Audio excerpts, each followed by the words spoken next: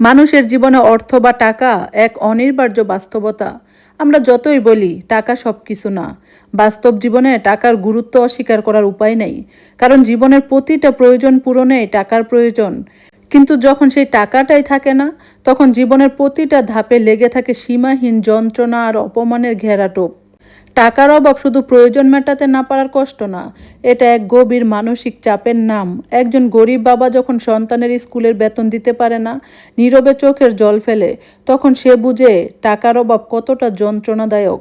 একজন মা যখন অসুস্থ সন্তানের চিকিৎসা করাতে না পেরে তার কষ্ট দেখতে বাধ্য হয়, তখন বোঝা যায় টাকার অভাব কতটা নিষ্ঠুর হতে পারে। এই অভাব মানুষের আত্মবিশ্বাসকে ধ্বংস করে দেয়। যাকে সবাই একসময় সম্মান করত, টাকা না থাকলে তাকে এড়িয়ে চলতে শেখে। আত্মীয় স্বজন, বন্ধু বান্ধব, এমনকি নিজের মানুষগুলোও না মুখ ফিরিয়ে নিতে কুণ্ঠাবোধ করে না।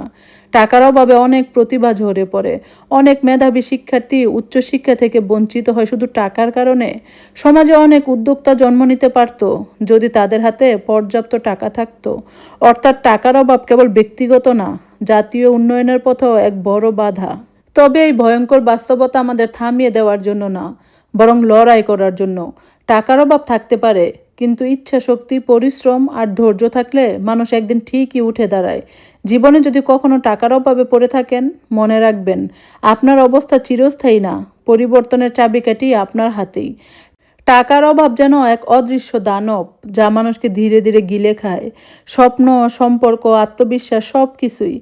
তাই জীবনে পরিশ্রম করে টাকার অভাব কাটানোই একমাত্র মুক্তির পথ। তবে টাকা থাকলেই সব হয় না।